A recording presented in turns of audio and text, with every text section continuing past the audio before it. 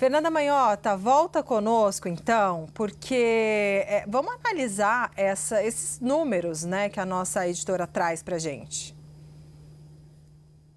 Pois é, Débora, isso conecta perfeitamente com o seu último comentário, né? A gente percebe pelos dados que há um progressivo aumento daqueles que se declaram de alguma forma assustados, preocupados, até chocados, né? Os termos da pesquisa são bastante interessantes nesse processo de tentar capturar qualitativamente o sentimento dos americanos.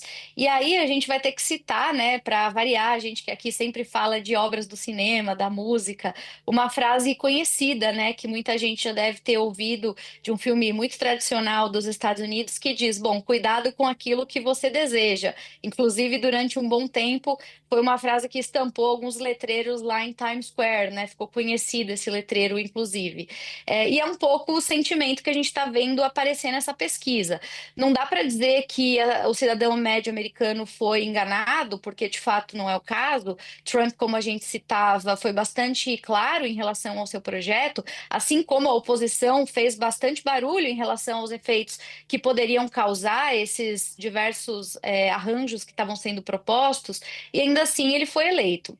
É claro que a gente precisa, nesse caso, fazer aqui um parênteses que é muito relacionado ao sistema eleitoral americano. Embora Trump tenha sido eleito com toda a legitimidade que o sistema traz, né? Então, de fato, ele teve uma vitória maiúscula, importante, enfim, ainda assim ele não foi eleito pela maioria do povo americano. Isso é importante dizer, né? Isso por quê? Porque nem todo americano vota, entre os que votam a gente tem ali uma quebra enorme, né? E isso faz com que, na prática, ele tenha sido incumbido da missão por um grupo que fica ali nas margens do sistema político. Portanto, entre o cidadão como um todo do país e aquele que de fato participou do processo eleitoral, existe um gap de representatividade que não pode ser ignorado. Dito isso, feito esse parênteses, o que que a gente pode talvez intuir dessa pesquisa? A gente pode intuir de que, de fato, o que tem pautado a ação de políticos como o Trump, e não apenas o Trump, ele é o caso americano da vez, mas poderia ser o Brasil, poderia ser uma série de outros países europeus, né?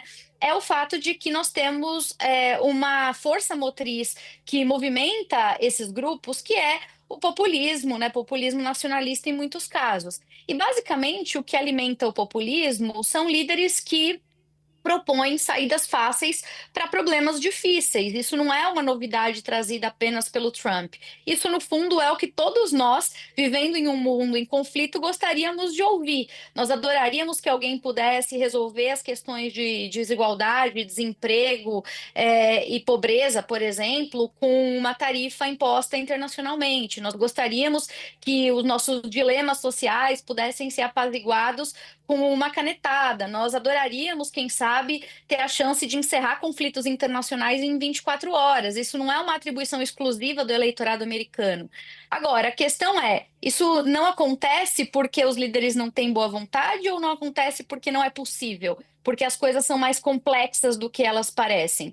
Eu tenho a sensação de que essa frustração que agora assola uma parte do cidadão americano, né, uma parcela desse grupo, é justamente a realização da convicção de que, muito embora as promessas tenham ido numa direção que lhes apaziguava os ânimos, acalentava a alma, por outro lado, a realização dessas promessas está ficando aquém. E talvez não por falta de empenho do presidente ou da administração, mas porque de fato não é possível cumprir o que foi prometido. E, aliás, os efeitos colaterais, muitas vezes gerados com essas ações, que são ações de curto prazo, ações digamos assim, um pouco mais intempestivas, elas ainda muitas vezes agravam aquelas crises que já estavam se abatendo sobre essa sociedade.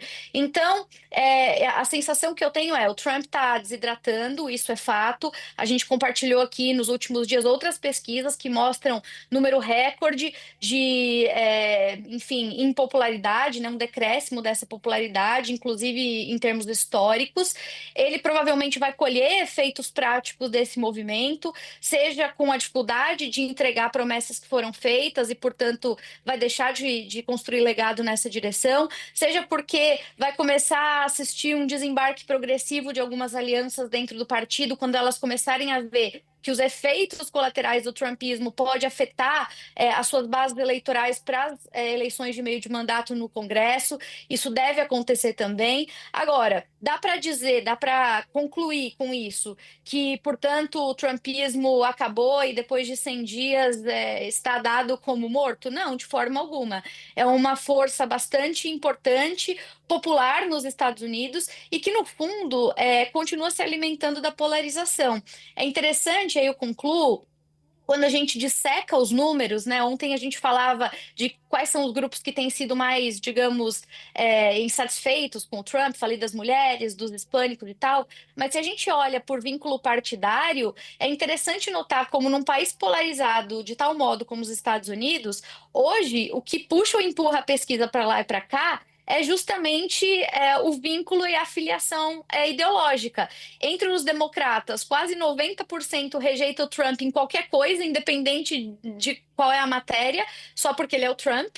E do outro lado, entre os republicanos, os mais fervorosos apoiadores do Trump, né, os apoiadores de última hora, a gente tem a mesma quantidade, o mesmo percentual, mais de 90% apoiando o presidente incondicionalmente. Então, acho que a pergunta que fica, assim como um resultado dessas análises que a gente está fazendo aqui, é onde vai parar, né, o centro político da discussão, porque afinal de contas, se a gente está nesse jogo de empurra entre aqueles que são os apoiadores versus os que são oposição, em que lugar a gente encontra um caminho de razoabilidade para construir um meio de campo que possa ser de fato representativo da maioria. Acho que os números dessa pesquisa mostram que há uma insatisfação com o trumpismo, mas ao mesmo tempo também há uma necessidade, uma busca por alguém que consiga dar respostas a pessoas que estão desoladas e angustiadas. E quando elas tentam essa alternativa, não é porque necessariamente elas apostam ou elas embarcaram num projeto político, não é porque elas gostam necessariamente de um determinado líder, mas é porque elas estavam repousando sobre esse líder as suas angústias. A gente precisa de líderes que sejam capazes de endereçar essas angústias sem ser necessariamente pelo viés do populismo nacionalista, Débora.